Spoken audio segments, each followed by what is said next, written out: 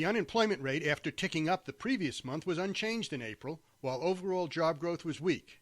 But temporary help services gained some market share. Hello, this is Bruce Steinberg of www.steinbergemploymentresearch.com reporting on April 2016 U.S. employment trends. The Current Population Survey, or CPS, but commonly known as the Household Survey, reports the April unemployment rate was unchanged from March at 5.0% after an incremental rise from 4.9% in the first 2 months of the year. Although there were some relatively large movements of the numbers that are used to calculate the unemployment rate, those shifts sort of canceled each other out. The unemployment rate was unchanged, although the size of the labor force contracted by 362,000. There were 316,000 fewer employed persons, and the number of unemployed persons declined by 46,000.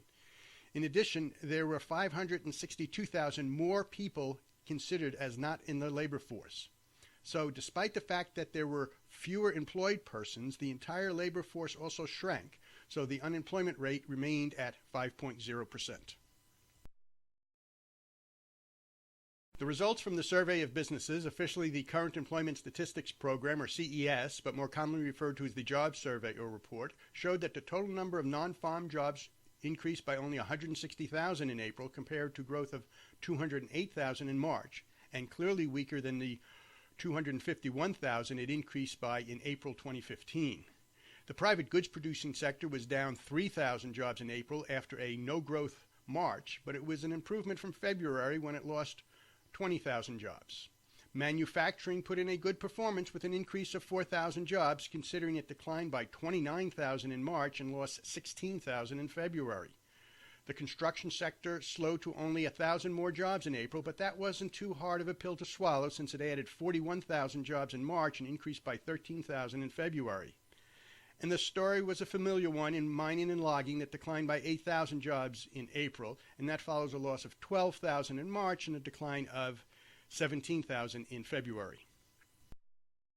Growth in the private service providing sector was a bit unspectacular, with growth of only 174,000 in April that followed a similar unspectacular growth of 184,000 in March. However, in February it added 242,000, and in April 2015 it was up 220,000. There was a job inventory reduction in retail trade that eliminated 3,100 jobs in April after adding 39,000 in March and increasing by 52,000 in February. The professional and business services sector growth improved with growth of 65,000 in April after adding 37,000 in March. In April 2015, it increased by 69,000. Job growth in computer systems design and related services was 7,300 in April, which was clearly an improvement from the 4,300 increase of March. The education and health services sector added 54,000 jobs in April, with an assist by the sector's highly seasonal educational services subsector growth of almost 16,000. The health care and social assistance portion was up a little more than 38,000 jobs in April after growing by 34,000 jobs in March. Home health care services continued to contribute its share, but at a lower temperature, with only 3,500 more jobs in April than March, which was up 7,400. The party was fairly steady in the leisure and hospitality sector that added 22,000 jobs in April after adding 24,000 in March, and this was in line with a year ago in April 2015 when the sector added 21,000. And the total number of government jobs was down 11,000 in April after adding 24,000 in March. In April, the federal government was down 9,000, state government was down 2,000, and local government was flat.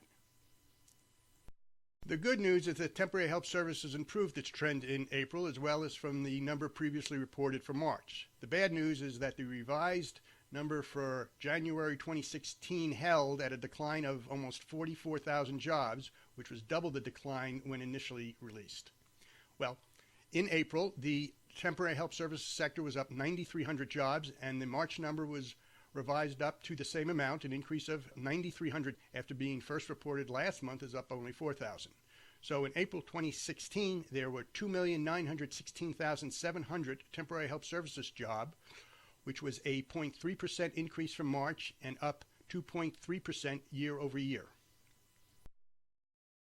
And temporary help services regained some market share, that is, its portion of all jobs, and is now at 2.03% in April, or more precisely 2.0267% from March's 2.02%, or more precisely 2.0225%. At the end of last year, in December 2015, it was 2.06%, or more precisely, 2.0567%.